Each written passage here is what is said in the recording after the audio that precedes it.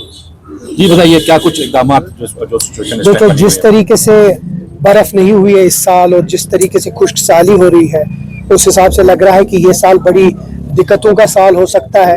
अगर अल्लाह ताला ने सुना और कुछ बारिशें हुई और कुछ अगले कुछ दिनों में, तो थोड़ा फ़र्क तो पड़ सकती है, लेकिन उसको मद्देनज़र रख के उमर अब्दुल्ला साहब ने खुद इसको ग्रेविटी ऑफ द सिचुएशन को समझ के जिस तरीके से आज ट्वीट किया और कहा कि मैं जल शक्ति ऑफिसर्स के साथ और मिनिस्टर के साथ एक हाई लेवल मीटिंग लूँगा।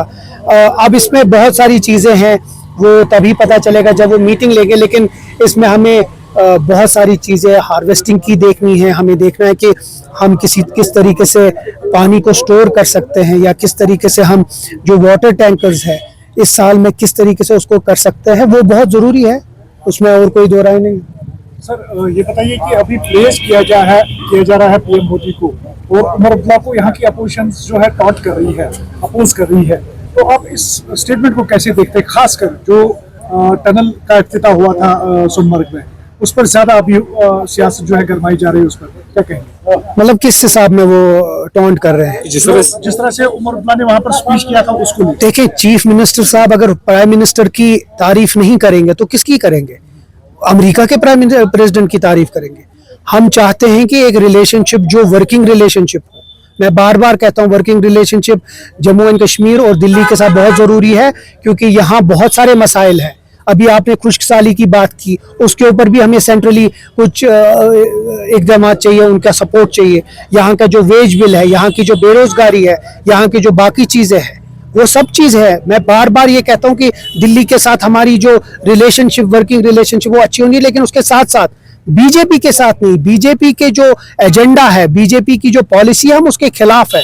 जो उन्होंने 2019 में किया, हम इलेक्शन से पहले भी उनके खिलाफ थे और हम आज भी उनके खिलाफ है। लेकिन क्योंकि इस रियासत को, ये एक बहुत गरीब रियासत है, इसको आगे चलने के लिए बहुत सारा सपोर्ट चाहिए दिल्ली से, उसके लिए हमें उनके साथ एक वर्किंग रिलेशनशिप है। बताया जाता है कि चलाई कलान में अगर सूरज निकले तो ये अच्छे ये नहीं होते हैं, अच्छे ओमेंस नहीं होते हैं, और चलाई कलान में बर्फबारी हो तो वो अच्छी बात है। देखिए, ये 1-2 साल से हो रहा है, तो अगर आप इसको इलेक्शन से जोड़ रहे हैं तो ना जोड़ें। ये कुछ 3-4 साल से हो रहा है, खुश्क साली हो रही है। पर हमें इस साल ये एक फ़ायदा है कि एक इलेक्टेड गवर्नमेंट है और वो जानती है, लोगों के साथ जुड़ी है, और वो जानती है कि ये मसला बड़ा बन सकता है। इसके लिए क्या इक़दामात लेने हैं वो उमर साहब खुद ही देख रहे हैं, और ये जो जल शक्ति है डिपार्टमेंट वो देख रहे हैं, जो उसके मिनिस्टर हैं वो देख रहे हैं। हम पूरी कोशिश करेंगे कि जितना कम से कम लोगों को मुश्किलात हो उतना हो सके। सर, आपने कहा कि वर्किंग रिलेशन जो है वो यहाँ पर अभी बनाई जा रही है जो सेंट्रल गवर्नमेंट है, कब तक आप ये बोलेंगे? क्योंकि नॉन मीटर्ड एरिया में जो 800 की बिल आती थी, आज वो 1800 भी पहुंच गई है। वर्किंग रिलेशन करते करते कहीं 5 साल में निकल जाए। वर्किंग रिलेशनशिप उसके लिए नहीं हमें करना है। वर्किंग रिलेशनशिप हमें बाकी अगर की अगर बात करेंगे, वो काफी ज्यादा बोलते हैं, चाहे वो आपकी पार्टी हो या वो हो, तो क्या एग्रेशन आपको लगता है वो गलत है? ये बिल्कुल है, उनका हक है वो करना। वो पार्टी के एमपी हमारे लीडर हैं, उनका पूरा हक है। ये जमहूरी पार्टी है और इस पार्टी में यही सबसे बड़ी खूबसूरती है कि हर कोई अपनी बात आगे रख सकता है और हम उसकी इज्जत करते हैं। ये तंजीम उनकी इज्जत करता है।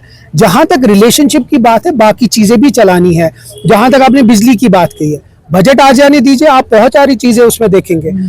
आपको अगर याद होगा कि जो इस इतने महीनों से हमने इसलिए नहीं, क्योंकि बजट टू बजट काम होता है। जो पिछला बजट था वो यूनियन टेरिटरी में बजट था, वो दिल्ली से बजट आया। ये बजट जो होगा वो लोगों का बजट होगा, पीपल फ्रेंडली बजट होगा। उसमें बहुत सारी चीजें होंगी जो लोगों की फ्रेंडली में होगा। रिवर्स काफी ज्यादा है, क्योंकि जो अपोजिशन पार्टी से कुछ लीडर्स है, उनकी नेशनल कॉन्फ्रेंस के भी कुछ लीडर्स है जिनकी आइडियोलॉजी कहीं ना कहीं मिल रही है, तो ये भी रिवर्स है, काफी सी एक अलग सा ग्रुप बनने जा रहा है। तो उस पर क्या कहेंगे? कोई ख्वाब भी अगर देखेगा वो भी ख्वाब पूरा नहीं होगा।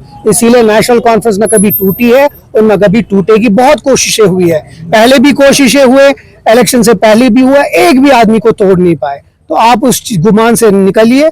नेशनल कॉन्फ्रेंस बिल्कुल मजबूत है, हर एक लीडर इसमें मजबूत है, हर एक एमएलए मजबूत है।